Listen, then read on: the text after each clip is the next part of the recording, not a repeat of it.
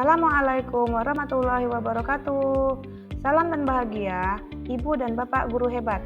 Saya Yulianti Hasanah, calon guru penggerak angkatan 10 dari SD Negeri 1 Simpang Tritip, Kabupaten Bangka Barat. Saya akan memaparkan aksi nyata modul 1.4 mengenai budaya positif. Perkenalkan, fasilitator saya Ibu Ilva ST dan pengajar praktik saya Ibu Yulita Eskom. Berikut rancangan tindakan untuk aksi nyata saya. Yang pertama adalah latar belakang. Selama ini, para murid bertindak untuk mengikuti aturan sekolah karena untuk menghindari hukuman atau sanksi, bukan atas kesadarannya sendiri, sehingga budaya positif sekolah tidak berjalan dengan efektif. Selanjutnya, tujuan pelaksanaan aksi nyata yang pertama adalah menumbuhkan kesadaran atau motivasi intrinsik para siswa untuk menjalankan keyakinan kelas. Kemudian, membangun budaya positif di sekolah dengan meyakini nilai-nilai kebajikan universal. Tolak ukur aksi nyata yang saya buat yaitu terbentuknya keyakinan kelas dengan membuat kesepakatan kelas terlebih dahulu bersama para siswa. Siswa mampu menjalankan dan menerapkan keyakinan kelas atas kesadarannya sendiri atau yang berasal dari dalam diri, yaitu motivasi intrinsik. Berikutnya adalah lini masa tindakan, yaitu langkah-langkah tindakan yang akan dilakukan. Yang pertama, berdiskusi dengan kepala sekolah tentang pentingnya menanamkan konsep budaya positif di sekolah. Berikutnya, meminta izin kepada kepala sekolah untuk mendiseminasikan budaya positif ini dengan rekan sejawat. Kemudian, mengumpulkan para guru untuk mengikuti diseminasi tentang budaya positif. Kemudian, berkolaborasi dengan guru kelas untuk membuat keyakinan kelas. Dan yang terakhir, memantau serta merefleksi keyakinan kelas yang telah dibuat. Dukungan yang dibutuhkan dalam pelaksanaan aksi nyata saya yang pertama yaitu adalah dukungan dari kepala sekolah untuk terus memantau budaya positif ini di sekolah serta berkolaborasi dengan rekan sejawat agar budaya positif ini bisa berjalan efektif. Yang kedua, kerjasama dengan orang tua atau wali murid agar bisa melakukan budaya positif di rumah. Berikut ini merupakan kegiatan diseminasi di sekolah mengenai pemahaman dan pengalaman budaya positif. Assalamualaikum warahmatullahi wabarakatuh. Waalaikumsalam warahmatullahi wabarakatuh. Alhamdulillah wassalatu wassalamu ala asyrofil anbiya wal mursalin sayyidina Muhammadin wa ala alihi wa sahbihi. Yang saya hormati Bapak Ibu Dewan Guru yang hadir di ruangan ini serta yang saya banggakan Ibu berdua, Ibu Yulianti dan Melisa yang akan membagikan penyebaran pemahaman praktik banyak kepada. Nah, dalam penyebaran pemahaman penyebaran praktik baik ini Bapak Ibu ya, pertama di budaya positif itu sebetulnya kita harus merefleksi diri dulu. Karena apa? Karena kita sebagai seorang guru yang bekerjanya sudah sekian lama ya, tentunya banyak hal-hal yang sudah kita lakukan.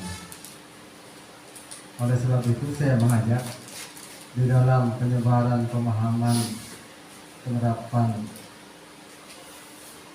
budaya positif ini, kita harus mulai dari diri kita sendiri. Ini saya katakan itu. Apalagi di dalam pelaksanaan kurikulum mereka ini, pertama kita harus mengetahui kita harus dapat merefleksikan diri apa yang sudah kita lakukan selama ini ya. Nah tentunya apa yang kita lakukan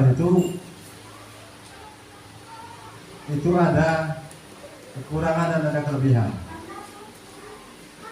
Nah artinya yang dikatakan budaya positif ini yang harus kita sebarkan tentunya hal-hal yang baik ya, yang dapat mendatangkan manfaat bagi kita sesama pegawai ataupun di dalam kita beri pelayanan kepada peserta didik. Itu pertama Bapak Ibu. Nah, dari kekurangan dan kelebihan ini kita harus memahami apa yang harus kita perbaiki, apa yang harus kita sebarkan kepada rekan-rekan kerja itu maksudnya makanya. Ini yang dikatakan kita berbagi praktik lainnya. Nah kemudian di dalam kegiatan kita itu tentunya banyak hal-hal yang dihadapi ya. Tentunya ada tantangan-tantangan Bapak Ibu. Ada hambatan. Nah di dalam tantangan dan hambatan ini kita harus bisa melihat apa penyebabnya, apa yang harus kita lakukan untuk mengantisipasi tantangan yang kita hadapi. Nah, itu Bapak Ibu untuk kegiatan budaya positif ini harus kita awali dari diri kita sendiri.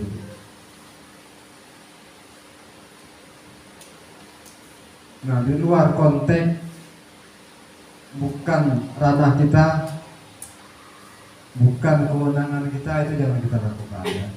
Nah, mari kita memahami apa yang harus kita lakukan, tugas pokok kita sebagai seorang guru itu saja.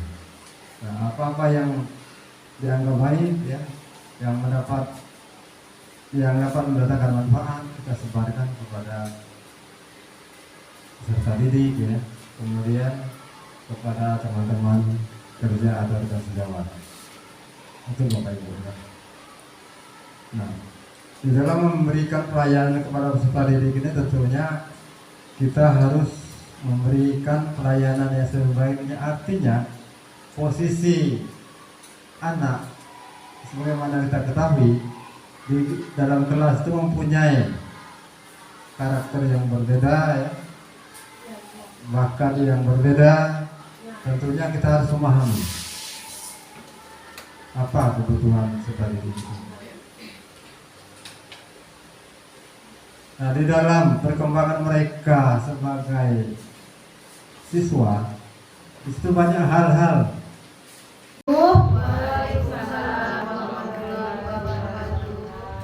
Terima kasih atas waktu dan kesempatan yang Bapak Ibu berikan. Di tengah kesibukan Bapak dan Ibu masih mau meluangkan waktunya kepada saya untuk mendengarkan pemaparan saya tentang aksi nyata, penyebaran pemahaman, dan penerapan pengalaman budaya positif. Pada budaya positif ada 8 konsep inti. Yang pertama, perubahan paradigma baru.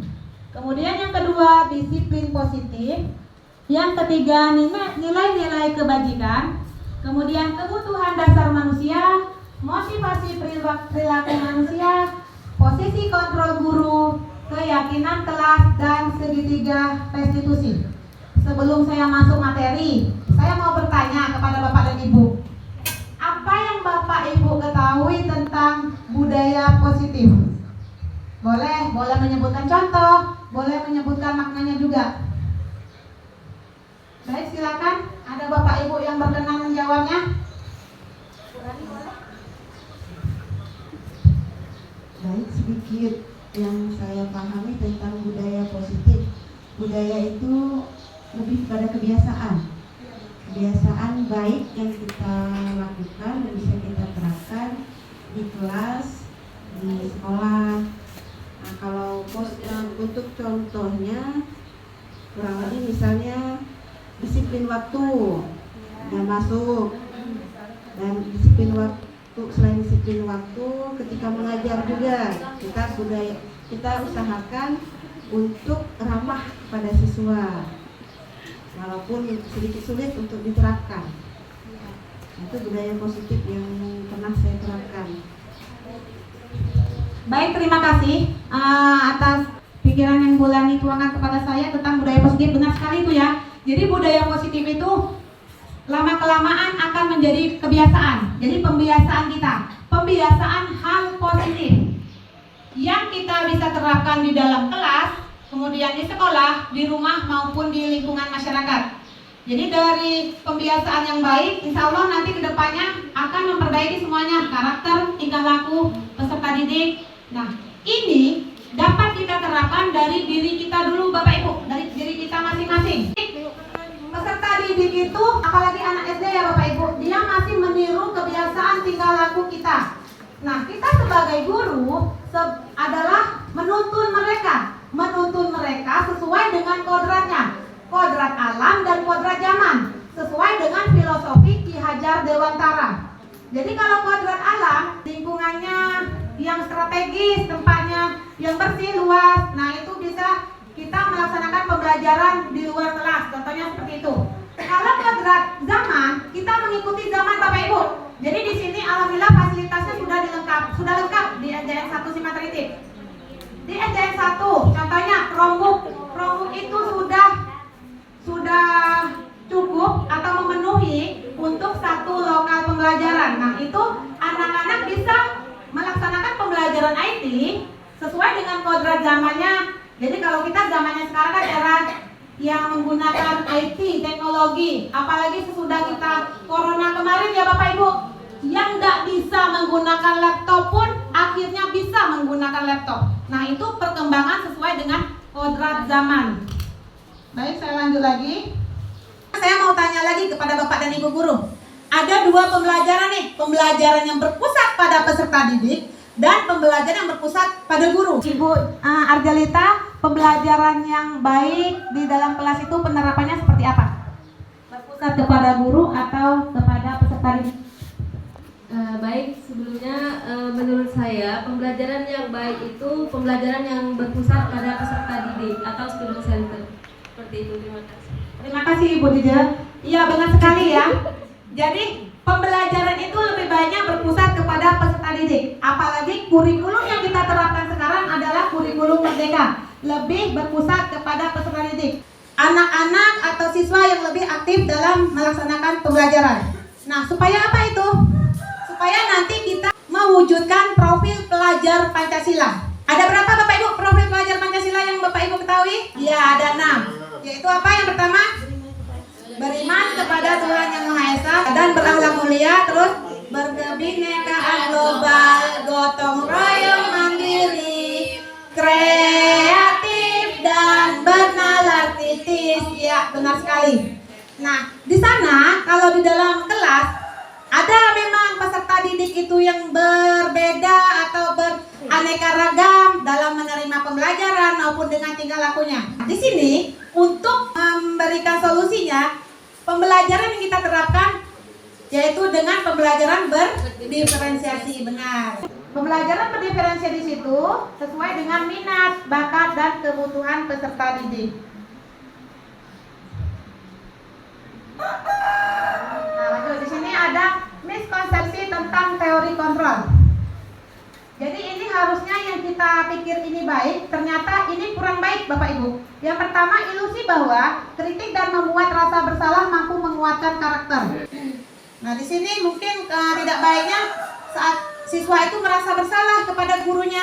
Nah, besoknya dia akan merasa kecewa. Yang sebelumnya kita anggap ini baik, ternyata ini tidak baik. Kemudian yang kedua, ilusi bahwa orang dewasa berhak memaksa. Walaupun kita sebagai seorang yang lebih dewasa, sedangkan siswa itu lebih anak-anak, kita tidak bisa mengontrol siswa atau memaksakan kehendak kita kepada siswa. Bisa saja ketika kita menyuruh siswa tersebut untuk misalnya bersihkan kelas ini, tolong disapu. Dia melakukannya itu mungkin atas dasar keterpaksaan, karena ada kita, dia melaksanakannya. Nah, inilah yang dinamakan motivasi eksternal. Jadi dari luar diri. Tetapi kalau tidak ada kita, atau kita berhalangan hadir, atau kita ada kegiatan lain, pasti mereka agak sedikit berbeda atau tidak mau melakukannya. kemudian yaitu motivasi internal, motivasi diri yang berasal dari diri sendiri. Kemudian ada lagi ilusi guru mengontrol murid. Nah, sama tadi seperti tadi, kita meminta atau menyuruhnya sesuatu untuk melaksanakan sesuatu. Ilusi bahwa semua penguatan positif efektif dan bermanfaat. Nah, ini ya Bapak Ibu, semua penguatan positif yang menurut kita benar kita berikan kepada peserta didik, ternyata bagi peserta didik itu belum sesuai dengan hati nuraninya. Misalnya ada keterpaksaan untuk melaksanakannya. Kemudian lanjut lagi yaitu mengubah paradigma stimulus respon ke pendekatan teori kontrol. Sebelumnya stimulus respon ini yang kita lakukan. Nah, kita kalau bisa kita berpindah ke yang namanya teori kontrol yang lebih baik. Di situ ada realitas kebutuhan kita sama. Ternyata enggak Bapak Ibu, anak-anak itu berbeda. Kita tidak bisa menganggap anak-anak itu sama. Jadi realitasnya itu kebutuhan itu berbeda. Kita sebagai guru sama teman guru pun berbeda, apalagi anak-anak yang jumlahnya banyak. Kemudian yang kedua, semua orang melihat hal yang sama saja. Tidak semua orang menganggap satu masalah itu penyelesaiannya sama misalnya. Ada cara penyelesaian satu, kemudian cara penyelesaian yang lainnya berbeda. Kemudian untuk berikutnya yaitu kita mencoba mengubah orang agar berpandangan sama dengan kita. Tidak bisa kita memaksa orang ini, jadi harus ini. Kita melakukan ini, mungkin kita hanya bisa memberikan saran atau meminta tolong, tetapi kita tidak bisa memaksa dia untuk melakukan apa yang seperti kita inginkan. Kemudian perilaku buruk dilihat sebagai suatu kesalahan. Nah, kalau teori kontrol itu semua perilaku memiliki tujuan. Jadi kita melakukan sesuatu itu harus ada tujuannya. Orang lain bisa mengontrol saya. Nah, tidak bisa kalau kita tidak tumbuh motivasi internal dari dalam diri, kita tidak mau melakukannya. Misalnya disuruh nanti kita jam 3 bermainnya ke rumahnya Hani misalnya. Kalau kita dari diri sendiri mau berangkat main atau pergi main, kita tidak akan pergi. Nah, itu ya, tidak bisa, orang lain tidak bisa mengontrol saya. Hanya Anda yang bisa mengontrol diri Anda. Tadi kembali lagi ke motivasi internal atau intrinsik. Nah, kemudian saya bisa mengontrol orang lain, sudah ya Bapak Ibu, hampir sama. Kemudian pemaksaan ada pada saat bujukan gagal. Nah, seperti tadi ya, jadi kalau dulunya mungkin dengan bujukan itu bisa. Nah, sekarang kolaborasi dan konsensus. Jadi sekarang kita mengutamakan kolaborasi, kerjasama dengan rekan sejawat. Jadi kalau tidak ada Bapak Ibu di sini pun mungkin kami tidak bisa menjelaskan pemaparan kami ini. Jadi Bapak dan Ibu memang kunci utamanya bagi kami. Dukungan dari Bapak dan Ibu juga merupakan hal utama bagi kami. Nah, kemudian untuk teori stimulus responnya, model berpikir menang atau kalah. Jadi ada menang atau kalah. Kalau teori dianggap semuanya menang. Kemudian lanjut,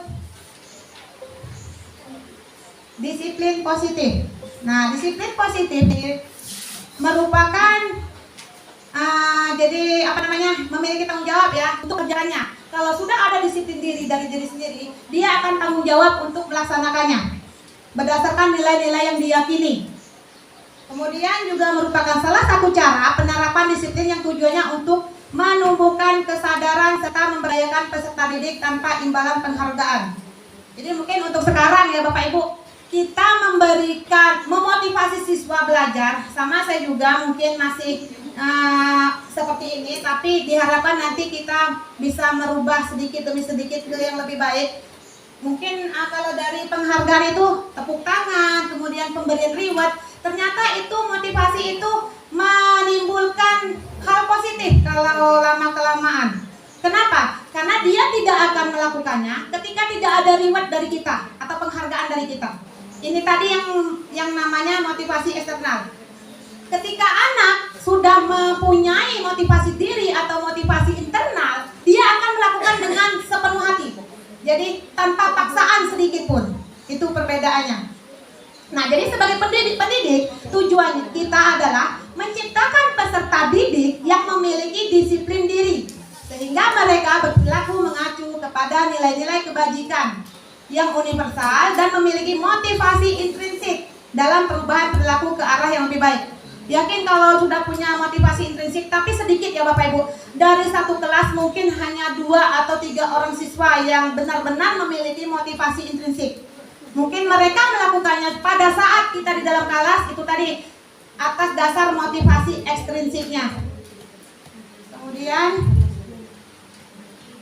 nilai-nilai kebajikan tadi. Nah, di sini ada beberapa nilai-nilai kebajikan yang sesuai dengan profil pelajar Pancasila. Ada beriman kepada Tuhan Yang Maha Esa, kemudian itu sesuai profil pelajar Pancasila, kemudian toleransi, rasa hormat, integritas, mandiri, menghargai, empati, keingintahuan, kreativitas, kerjasama, percaya diri, dan komitmen. Nah, di sini mungkin tidak baiknya saat siswa itu merasa bersalah kepada gurunya. Nah, besoknya dia akan merasa kecewa. Yang sebelumnya kita kita anggap ini baik, ternyata ini tidak baik. Kemudian yang kedua, ilusi bahwa orang dewasa berhak memaksa. Walaupun kita sebagai seorang yang lebih dewasa, sedangkan siswa itu lebih anak-anak, kita tidak bisa mengontrol siswa atau memaksakan kehendak kita kepada siswa. Bisa saja ketika kita menyuruh siswa tersebut untuk misalnya bersihkan kelas ini, tolong disapu. Dia melakukannya itu mungkin atas dasar keterpaksaan, karena ada kita, dia melaksanakannya. Nah, inilah yang dinamakan motivasi eksternal. Jadi dari luar diri. Tetapi kalau tidak ada kita, atau kita berhalangan hadir, atau kita ada kegiatan lain, pasti mereka agak sedikit berbeda atau tidak mau melakukannya. Nah, ini yang harus kita tumbuhkan, yaitu motivasi internal, motivasi diri yang berasal dari diri sendiri. Kemudian ada lagi ilusi guru mengontrol murid. Nah, sama tadi seperti tadi, kita meminta atau menyuruhnya sesuatu untuk melaksanakan sesuatu. Ilusi bahwa semua penguatan positif, efektif, dan bermanfaat. Nah, ini ya Bapak Ibu, semua penguatan positif yang menurut kita benar, kita berikan kepada peserta didik. Ternyata bagi peserta didik itu belum sesuai dengan hati nuraninya. Misalnya, ada keterpaksaan untuk melaksanakannya. Kemudian lanjut lagi, yaitu mengubah paradigma stimulus respon ke pendekatan teori kontrol.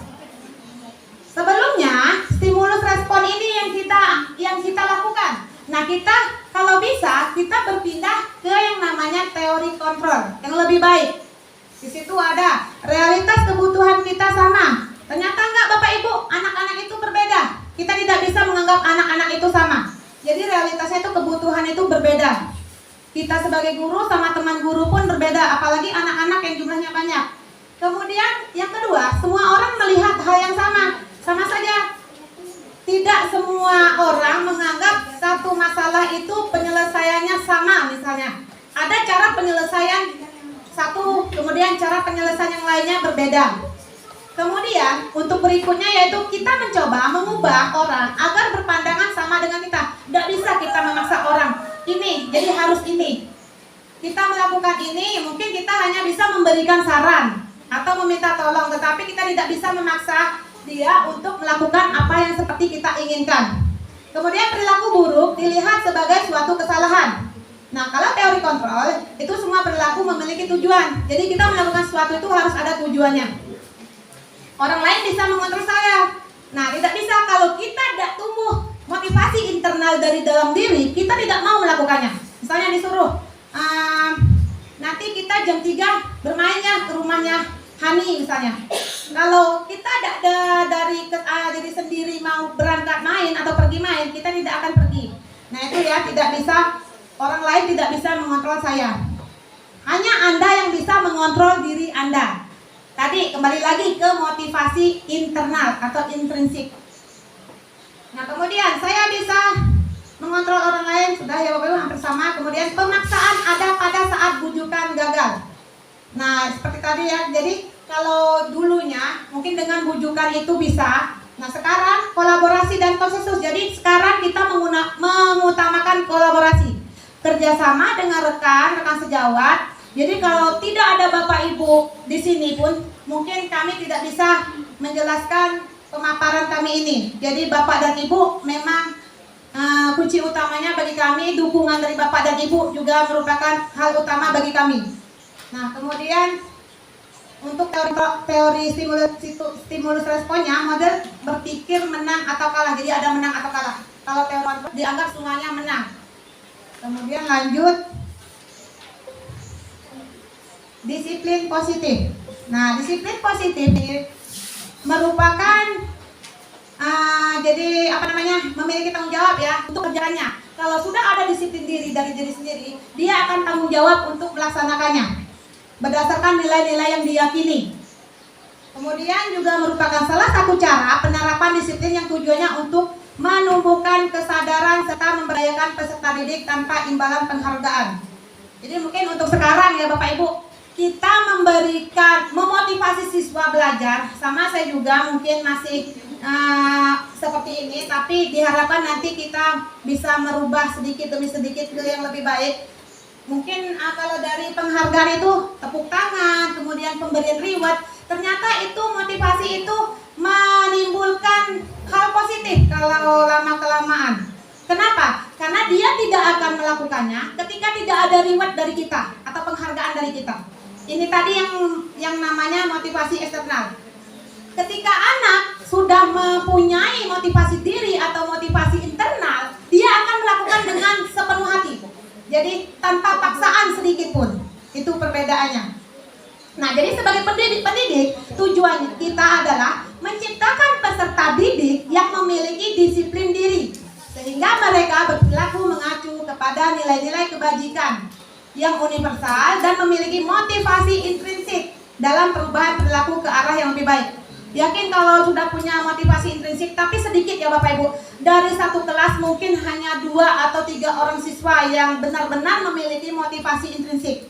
Mungkin mereka melakukannya pada saat kita di dalam kelas itu tadi atas dasar motivasi ekstrinsiknya.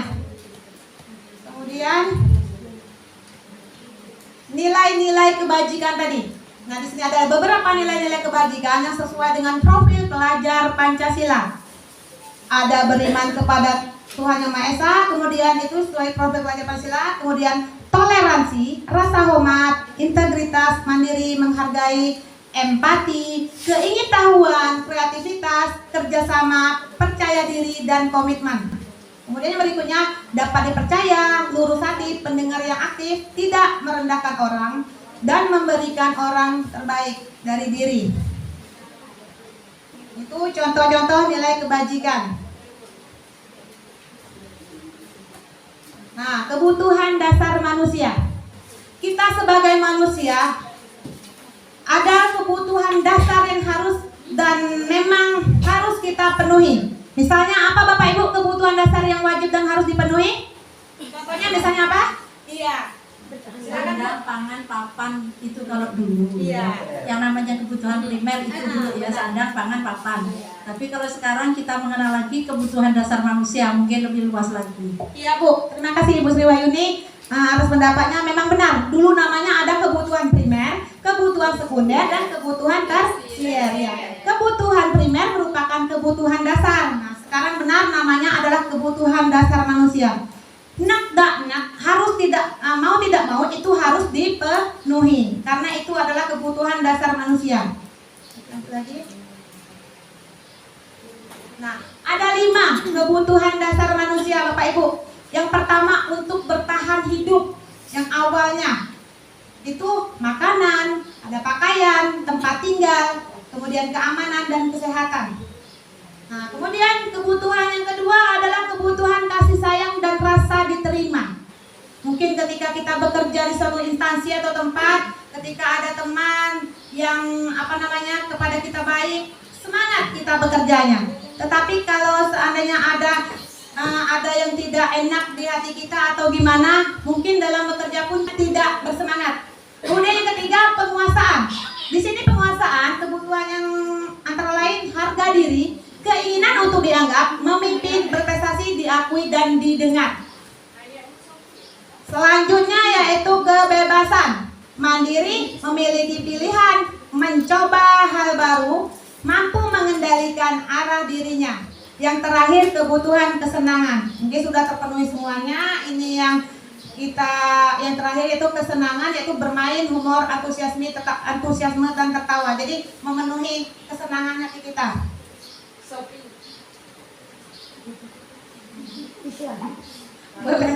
Belanja di Shopee ya Bapak Ibu. Benar itu, kita sudah letih-letih bekerja nih. Sudah penghasilan pun sudah ada. Jadi kalaupun ada lebihnya, nah itu memang benar, itu membuat kesenangan kepada diri kita. Ya. Bisa juga itu Bapak Ibu kalau memanjakan diri dengan ke salon. Lanjut. Motivasi perilaku manusia. Motivasi perilaku manusia yang saya jelaskan tadi sudah menyangkut sedikit, yaitu ada motivasi ekstrinsik untuk menghindari ketidaknyamanan atau hukuman. Jadi siswa itu melaksanakannya karena keterpaksaan. Hukuman itu jadi kita melakukannya ada rasa terpaksa, tidak ikhlas dari diri kita. Kemudian untuk mendapatkan imbalan atau penghargaan, kalau guru dan beriku sesuatu, misalnya tepuk tangan atau reward atau benda apapun, aku udah mau, aku udah enak mengerjakannya. Ibu udah mau merekku apalah misalnya itu. Nah itu jadinya motivasi ekstrinsik. Nah itu ya Bapak Ibu.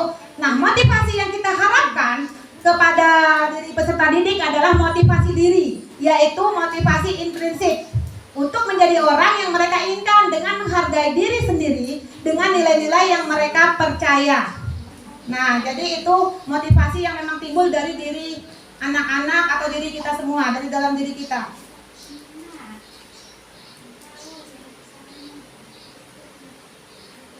Nah, di sini ada hukuman, konsekuensi, dan restitusi.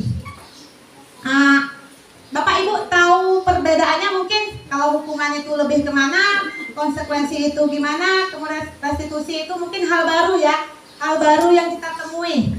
Restitusi. Hukuman itu diberikan kalau misalnya ada kata ancaman seperti itu. Kalau konsekuensi dibuat berdasarkan ada kesepakatan bersama seperti itu Bu. Mungkin itu ya. Baik, terima kasih atas saran dan pendapatnya Ibu Desi. Benar, kalau hukuman itu memang keterpaksaan, tetapi bedanya dengan konsekuensi memang sedikit keterpaksaan, tetapi dia ada yang disepakati. Jadi misalnya anak-anak kalau misalnya ada piket kelas, nanti ibu suruh membersihkan WC misalnya, itu konsekuensi. Jadi ada suatu hal ketika siswa itu atau siapapun itu tidak mengerjakan sesuatu, ada yang harus mereka lakukan. Jadi ada suatu hal yang mereka sepakati untuk dilakukan. Misalnya yaitu tadi, kalau siswa misalnya kalau kamu tidak mengerjakan tugas, nanti kamu tidak mendapatkan nilai. Jadi konsekuensinya ada, kalau tidak mengerjakan tugas sudah tidak dapat nilai. Itu. Nah kemudian yang ketiga, restitusi. Restitusi ini yang diharapkan Bapak Ibu. Jadi restitusi ini kita membantu siswa untuk mencari solusi atau penyelesaian. Tidak langsung memvonis siswa, tidak langsung menuduh siswa kalau siswa itu bersalah. Jadi kita membantu peserta didik untuk mencari solusi dari permasalahan yang dia hadapi. Ada 3 Bapak Ibu tahapannya. Yang pertama kalau restitusi itu menstabilkan identitas, kemudian validasi tindakan yang salah, dan yang ketiga itu menanyakan keyakinan yang pada akhirnya dia kembali ke keyakinan kelas. Nah gitu ya Bapak Ibu. Jadi nanti ada mungkin sedikit contoh restitusinya. Lanjut. Ada yang mau menambahkan atau gimana? Lanjut Bapak Ibu. Lanjut. Nah di sini ada 5 posisi kontrol guru. Yang pertama penghukum, kedua pembuat merasa bersalah, 3 teman, 4 pemantau, 5 manajer. Boleh saya bertanya ya Bapak Ibu? Dari 5 posisi kontrol ini, boleh seorang guru itu memiliki 3 posisi kontrol? Boleh. Nah sekarang saya mau bertanya kepada Ibu Nelly. Ibu untuk sekarang ini menggunakan atau lebih condong ke posisi kontrol yang mana Ibu? Silakan Bu.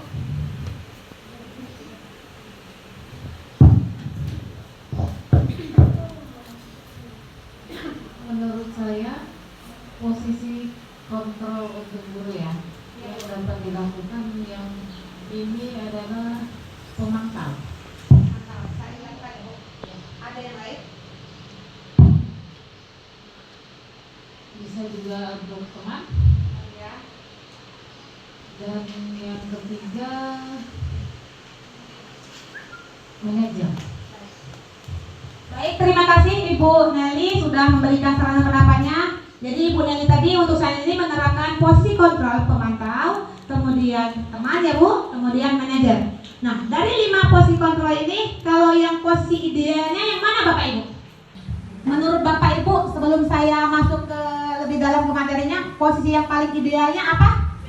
Iya, benar sekali. Jadi kita berusaha, walaupun sekarang kita masih, saya yakin ya, saya juga ya, dari saya sendiri juga masih sebagai penghukum, pembuat merasa bersalah, teman, dan pemantau, yang pada akhirnya kita akan berusaha menjadi manajer, karena ini adalah merupakan posisi yang ideal. Jadi posisi manajer ini tidak langsung membuat siswa itu merasa tertekan atau langsung kecewa atau itu, tapi dia itu akan tumbuh dari dirinya itu untuk penyelesaian masalah dari dia sendiri. Kita hanya memberikan bantuan atau membimbing peserta didik tersebut.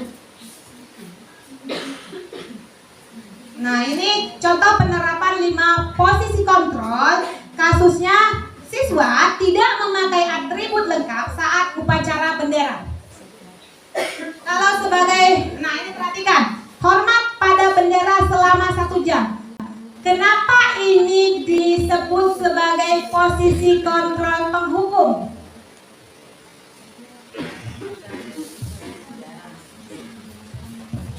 Baik, silakan Ibu Artina. Ini ya, kepanasan, capek, mungkin pingsan gitu.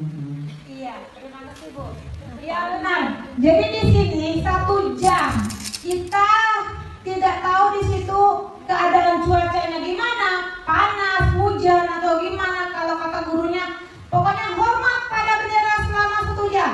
Nah ini kan sudah menyakiti peserta didik tersebut dari verbal maupun fisik. 1 jam Bapak Ibu, 1 jam itu termasuk lama. Nah ini benar sebagai penghukum. Nah mungkin dari diri saya juga pernah seperti ini, tapi setidaknya kita akan merubah posisi kontrol kita ke lebih baik lagi. Kemudian yang kedua, pembuat merasa bersalah. Berapa kali Bapak Ibu harus memberitahu kamu selalu saja mengecewakan Ibu dan Bapak. Nah ini benar ya Bapak Ibu, membuat merasa bersalah. Dari kata apa Bapak Ibu? Dari kata? Ya benar, mengecewakan Ibu dan Bapak. Jadi kalau kita ngomong, Hani, kamu kok gitu Hani? Ibu kecewa melihat Hani seperti itu. Jadi anak itu merasa salah. Kemudian yang ketiga sebagai teman. Nah, sebagai teman ini kita mengajak dia. Jadi kita merangkul peserta didik, kita ajak seperti kita berbicara dengan teman kita sendiri. Ayo dong ikuti ya aturan sekolah. Nah, tolong bantu Ibu ya. Nah, jadi kata-kata ayo dong, tolong bantu Ibu ya, Nak. Nah, itu seperti teman. Pemantau di sini kamu sudah melanggar peraturan sekolah. Kamu tahu konsekuensinya.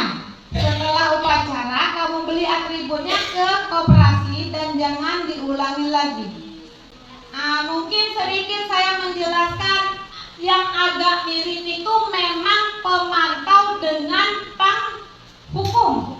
Kalau pemantau itu ada konsekuensinya Bapak Ibu. Jadi tadi kembali konsekuensi itu lebih ke pemantau. Kalau kamu tidak membawa atribut upacara misalnya, nanti kamu bisa tidak masuk kelas. Jadi konsekuensi itu sudah kita sepakati sebelumnya. Ketika kamu tidak mengerjakan ulangan atau tidak mengerjakan tugas, nanti tidak dapat nilai loh Nak. Kalau penghukum langsung memberikan kalimat yang tidak bisa disanggah oleh peserta didik itu, langsung dia menuduh. Nah, kamu benar melakukannya.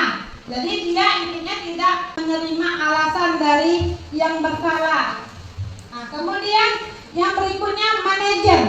Manajer di sini, apakah kamu tahu kesalahanmu? Nah, ini di sini kita nanti akan menerapkan namanya segitiga restitusi. Kita membantu siswa tersebut mencari solusi yang dihadapinya. Saya kecewa sekali dengan kamu. Coba menurut Bapak Ibu lebih kemana Bapak Ibu? Baik, ada kata kecewa apa? Membuat merasa bersalah. Nah, benar sekali itu pembuat merasa bersalah. Kemudian yang berikutnya boleh dibacakan Ibu Winda. kamu tidak pernah benar melakukannya. Silakan Bu Yuni. Menurut Ibu Yuni? Kalau bagi saya bisa posisi kontrol sebagai penghukum. Kamu tidak pernah benar melakukannya, itu kan menjudge. Padahal mungkin anak sudah berusaha untuk benar, tapi dia belum bisa. Jadi kalau itu kan kamu tidak pernah benar melakukannya. Seolah-olah apapun yang dikerjakan anak selama ini salah kan, kalau di situ dibilang tidak pernah benar. Jadi bagi saya itu sebagai penghukum. Terima kasih Ibu. Kamu tuh tidak pernah benar melakukannya. Jadi dia tidak mau mendengarkan alasan apapun, sudah menyebutkan satu kata tanpa mau mendengarkan alasan yang mau dibilang oleh peserta didik. Yang selanjutnya boleh Ibu Rani, silakan Bu.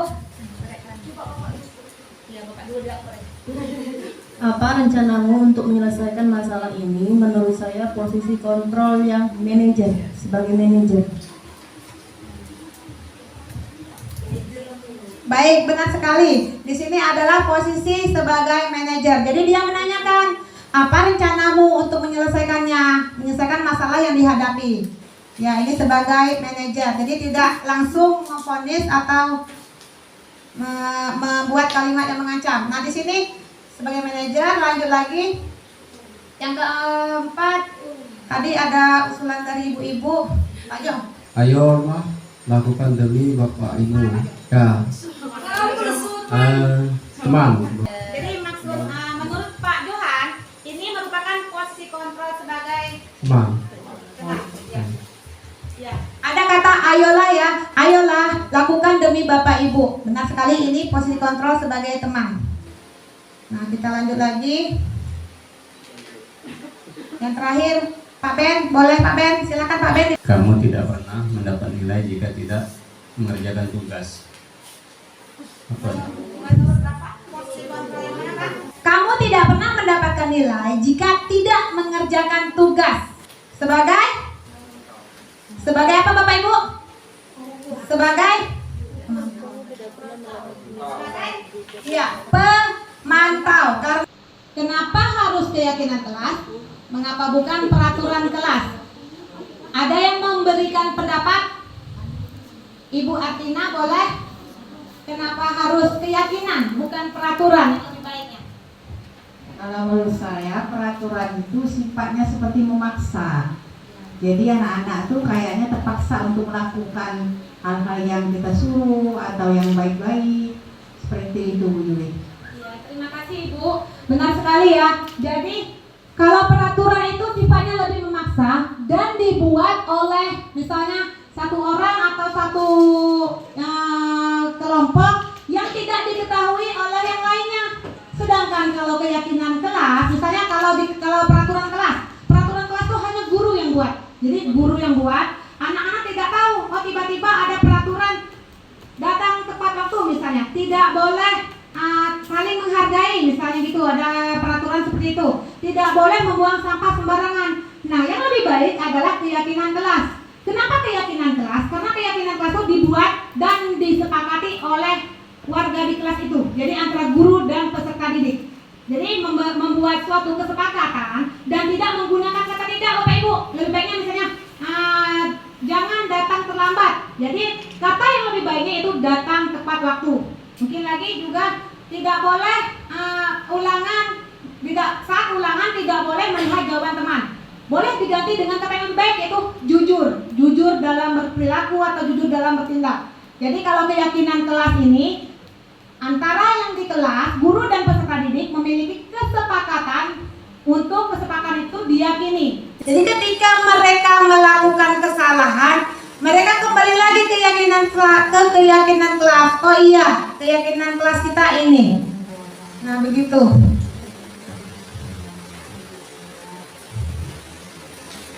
Dengan menggunakan keyakinan kelas, peserta didik akan muncul rasa tanggung jawab dan yakin tumbuh dari diri sendiri, yang nanti insya Allah akan timbulnya motivasi intrinsik. Walaupun memang sulit ya Bapak Ibu, tapi ini sedikit demi sedikit setidaknya kita berusaha untuk menuju ke menumbuhkan motivasi intrinsik peserta didik.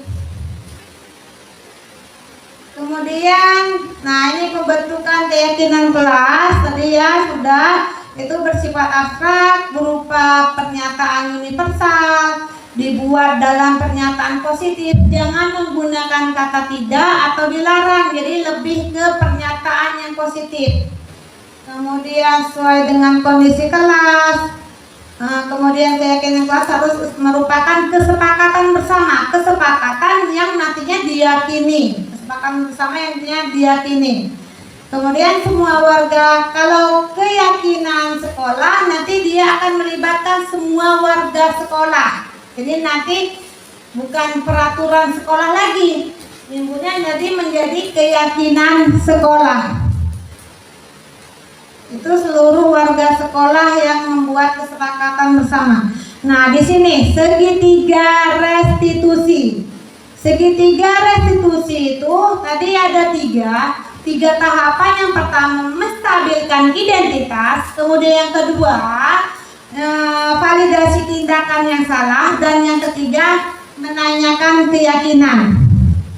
Jadi proses segitiga restitusi ini yang kita harapkan dalam penerapan posisi kita sebagai manajer. Di sini segitiga restitusi merupakan suatu proses dialog yang dijalankan oleh guru agar dapat menghasilkan murid yang mandiri dan bertanggung jawab.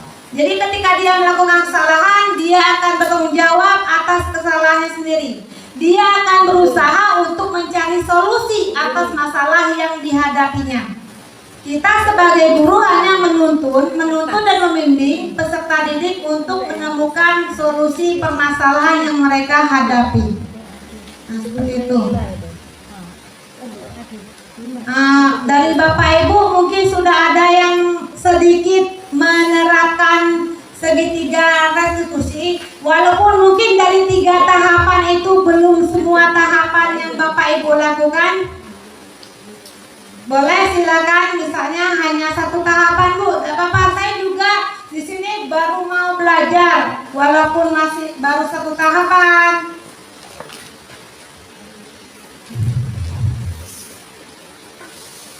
Boleh Bu Lani?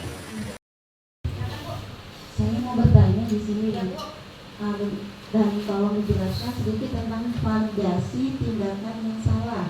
Validasi tindakan yang salah. Iya, itu gimana maksudnya? Jadi di sini validasi tindakan yang salah itu misalnya gini. Pertama saya memanggil siswa, tapi nanti ada contoh videonya, nanti bisa kita dengarkan ya Bu Rani.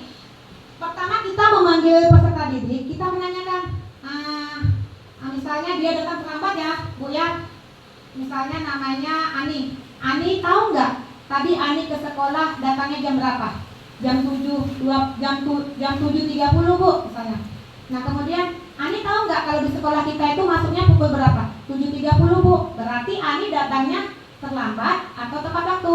Oh iya Bu, saya datangnya terlambat. Nah di sini Ibu tidak mau mencari siapa yang salah, tetapi Ibu di sini berusaha untuk mencari solusi dari kesalahan yang Ani buat. Nah kemudian itu yang menstabilitas tindakan ya Bu. Nah kemudian yang validasi tindakan yang salah itu, Ani kok bisa datang ke sekolah terlambat? Kenapa nak? Ya Bu, karena saya sama tidurnya terlalu malam. Apa yang Ani lakukan? Apakah Ani belajar karena Ani tidur terlalu malam? Tidak Bu, saya menonton TV sama bermain game. Masuk ke dalam validasi tindakan yang salah. Jadi kita memvalidasi tindakan mana sih yang membuat dia kok bisa datang terlambat.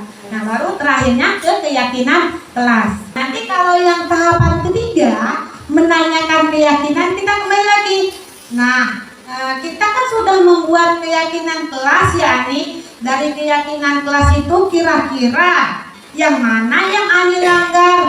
Ya Bu, saya datang tidak tepat waktu misalnya gitu. Jadi saya itu kurang disiplin Bu, disiplin dan datang tidak tepat waktu. Nah, itu Ani tahu. Jadi untuk berikutnya Ani gimana?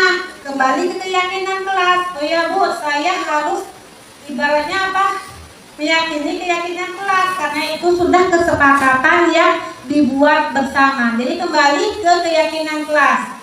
Jadi nanti dia akan menemukan solusi sendiri, ya Bu. Nah, nanti saya tidak akan datang terlambat lagi. Saya nanya ya Bu ya, gimana, apa yang akan Ani lakukan selanjutnya? Nah, berarti besok gini Bu, saya akan tidur tepat waktu, saya tidak akan lagi bermain game gitu. Bisa dipahami Bu? Nanti saya putarkan video sedikit untuk contohnya. Bisa ya Bu? Nah itu kurang lebihnya dari saya seperti itu ya Bu. Baik. Nah di sini tahapan yang lebih jelasnya yaitu yang pertama adalah menstabilkan identitas. Menstabilkan identitas yaitu berdasarkan prinsip membuat kesalahan adalah bagian dari proses pembelajaran. Jadi nanti setidaknya peserta didik berusaha untuk tidak melakukan atau mengulangi kesalahannya lagi. Contohnya di sini dia berkata seperti ini atau mengucapkan seperti ini, itu berbuat salah itu wajar nak, manusiawi. Jadi ibu juga pernah melakukan kesalahan yang seperti kamu hadapi, misalnya seperti itu. Jadi ibu bapak tidak mau mencari siapa yang salah, ibu bapak hanya mau mencari solusi. Nah kemudian berikutnya, nah ini ibu lagi, ini kita menanyakan alasan yang saya tadi ya, alasan kenapa sih Ani kok bisa kamu datang terlambat? Oh iya Bu, karena saya semalam tidurnya kemalaman. Ani kok tidurnya kemalaman, kenapa?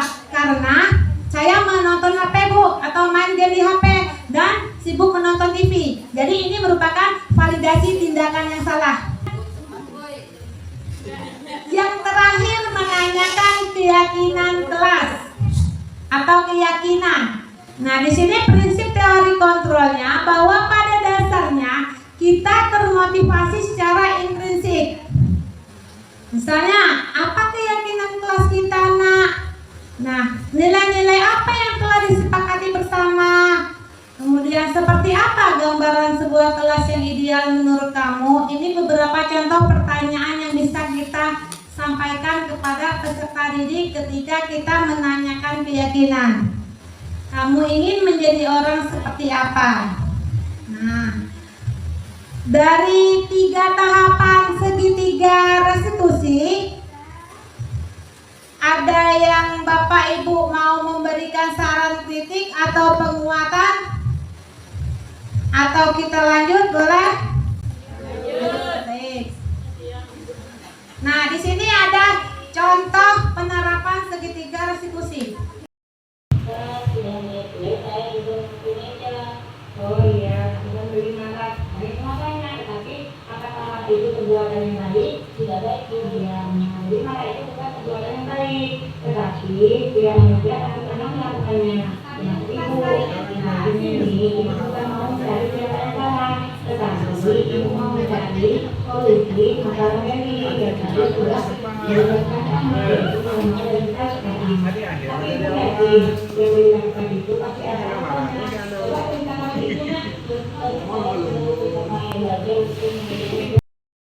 Tadi kan saya sempat ngomong Bu Desi gitu ya, karena sesuatu itu ada akibat pasti ada sebab gitu. Jadi kita jangan langsung langsung mentah. Ini pengalaman saya setiap tahun selalu ada anak contoh tahun ini hari ini gitu.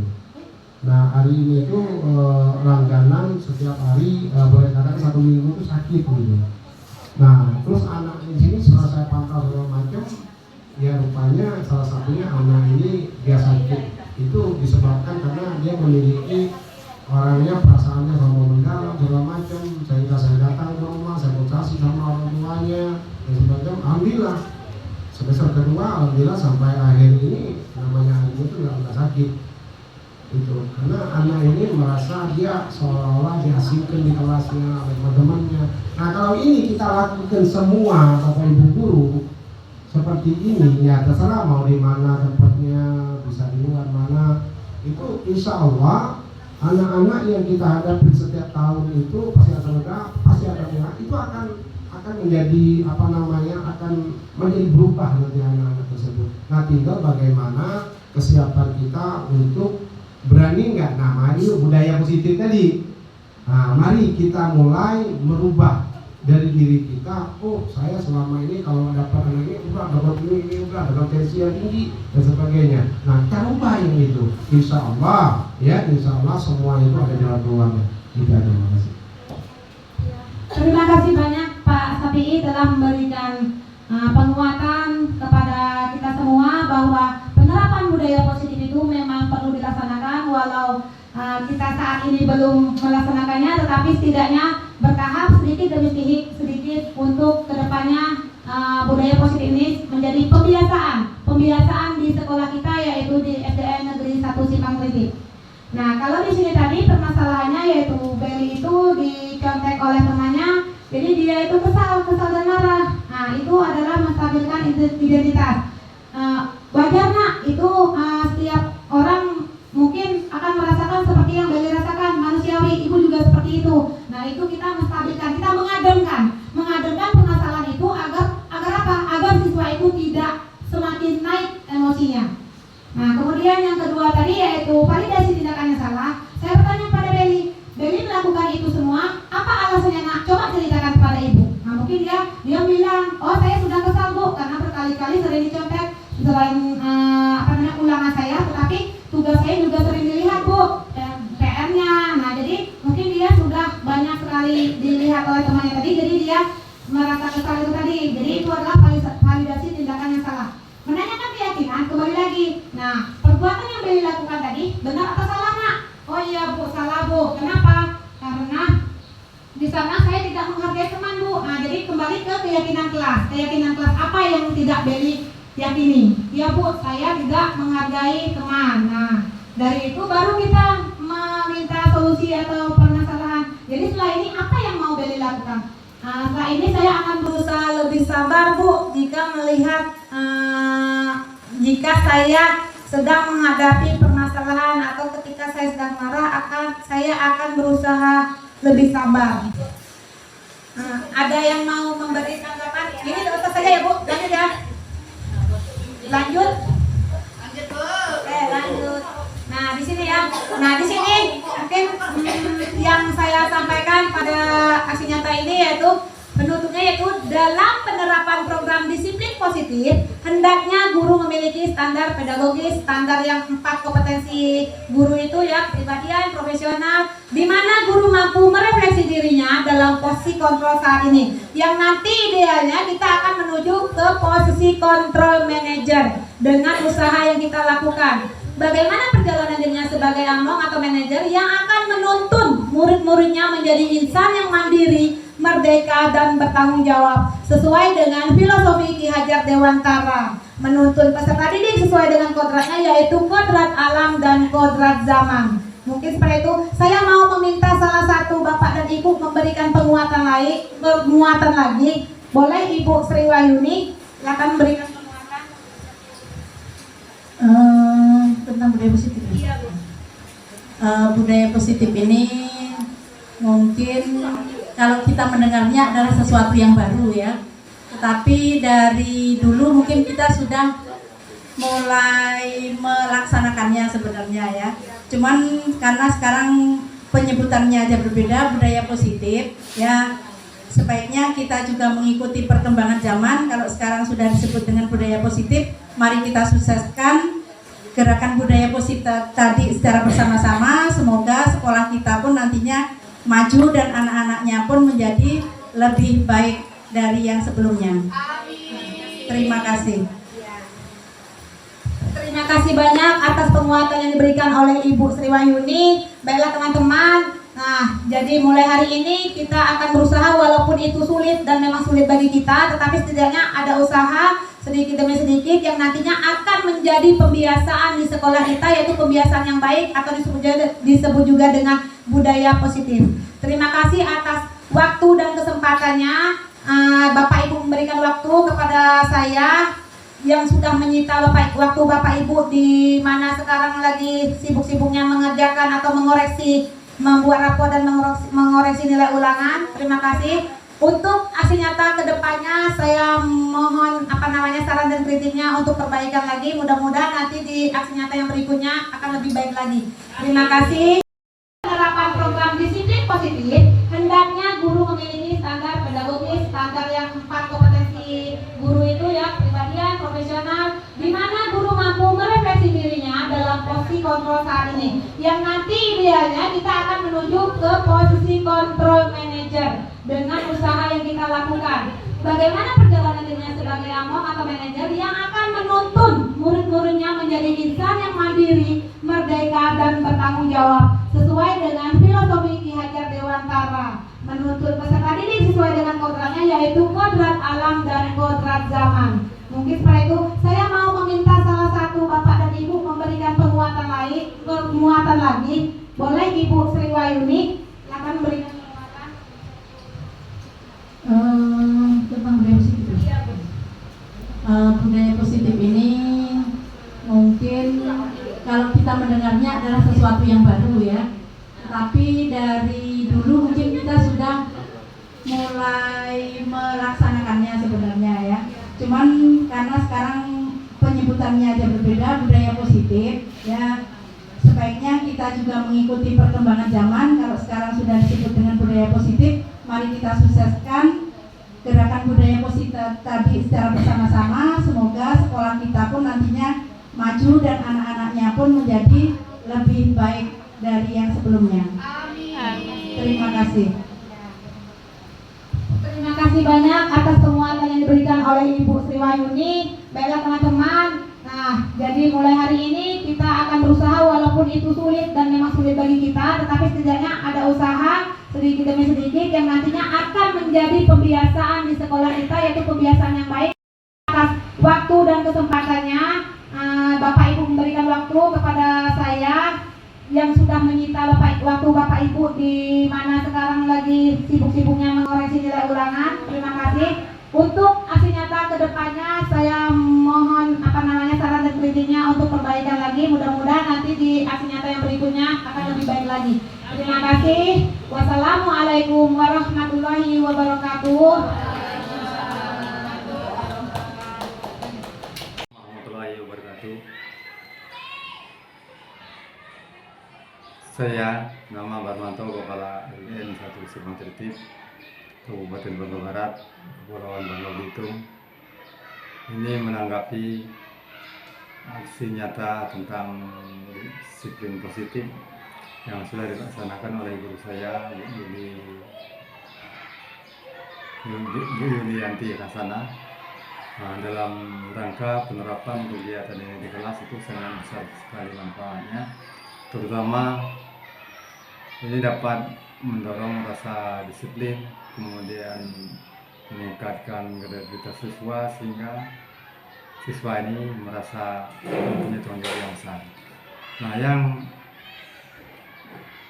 dirasakan manfaatnya bagi sekolah adalah pertama, anak-anak merasa diperhatikan, kemudian merasa melaksanakan kegiatan yang bertanggung jawab dan yang berdampak pada kegiatan pembelajaran sehingga meningkatkan hasil pembelajaran anak-anak itu sendiri dan dapat meningkatkan prestasi siswa serta untuk pendidikan yang ada di LN itu semua itu.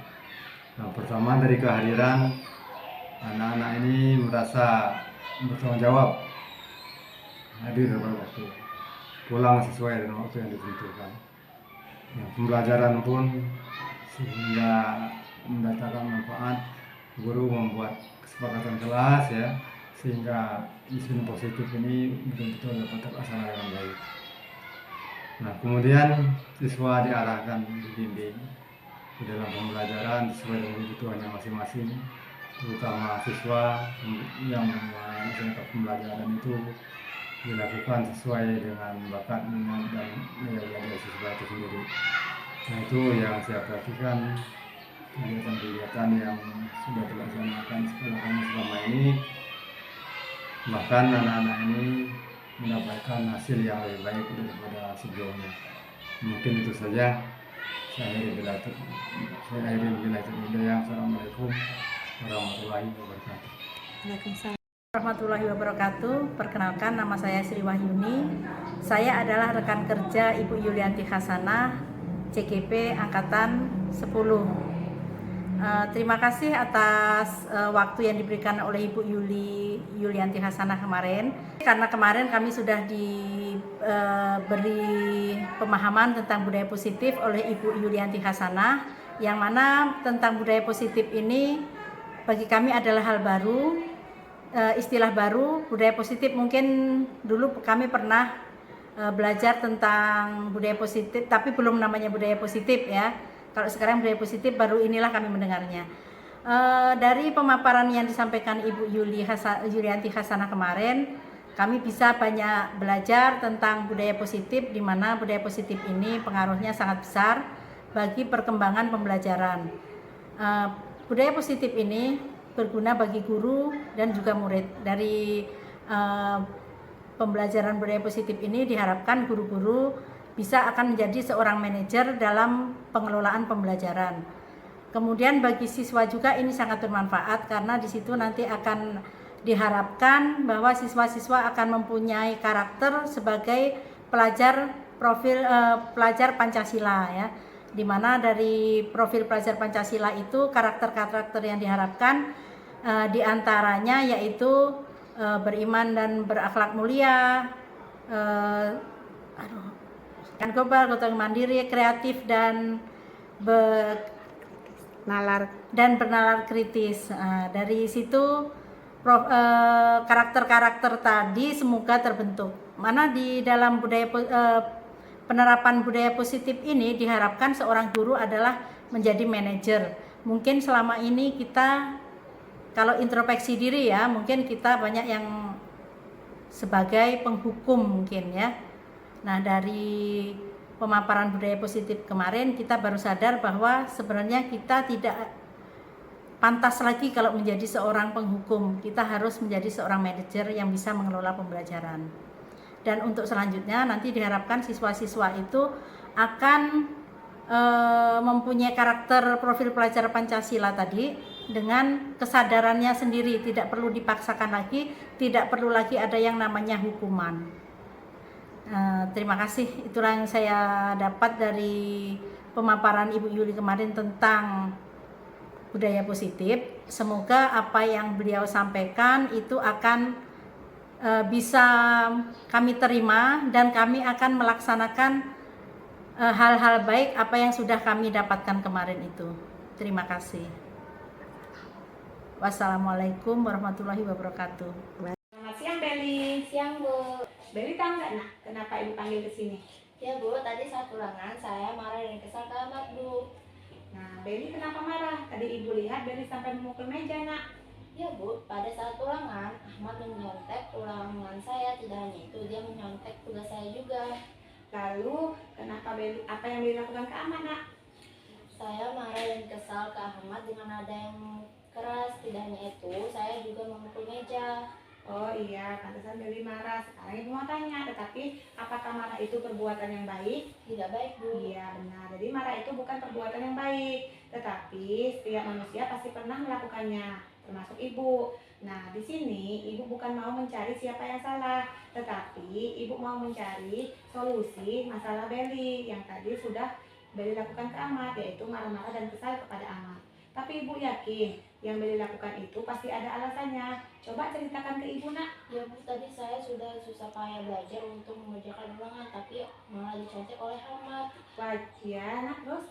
Dicontek oleh Ahmad tanpa mau berusaha. Oh iya, wajar. Wajar itu, nak. Ibu yakin karena Beli tidak mau memberikan contekan atau hasil pekerjaan yang Beli kerjakan kepada Ahmad.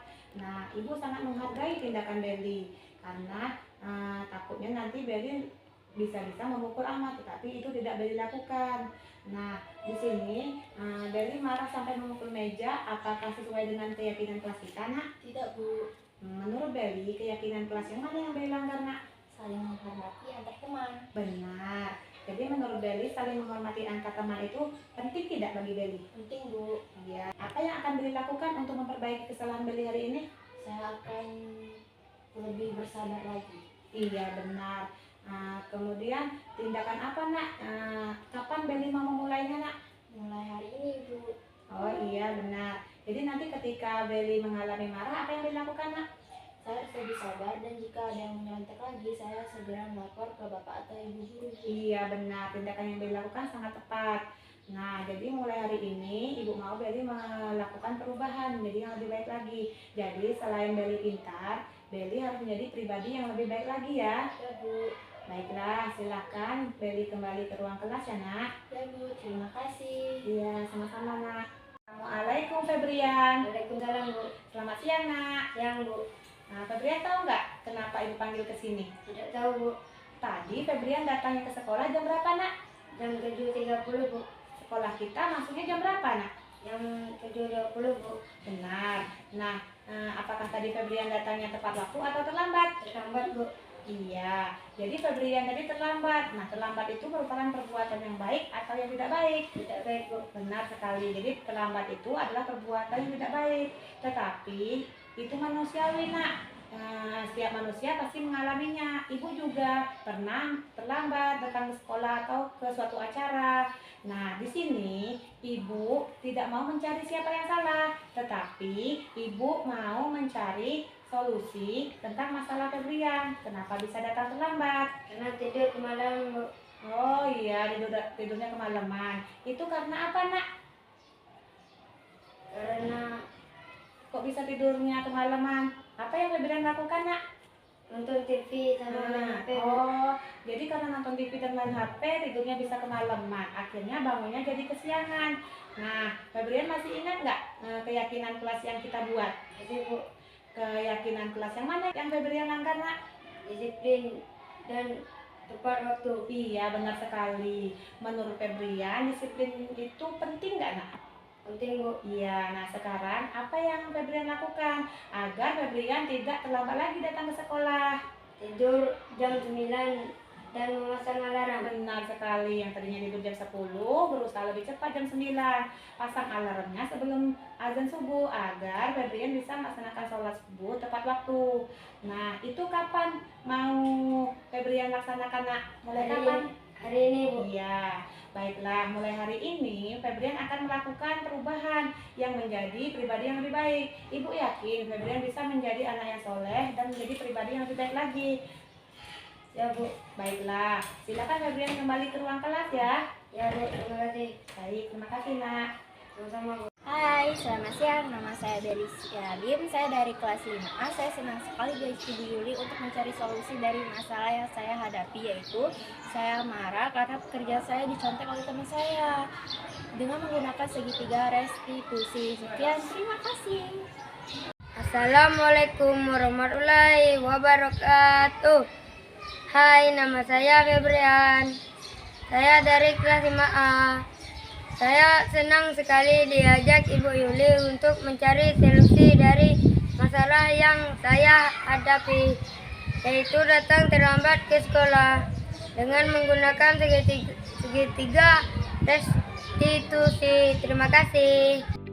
Terima kasih telah mendengarkan pemaparan saya. Salam dan bahagia, Ibu dan Bapak guru hebat. Wassalamualaikum warahmatullahi wabarakatuh.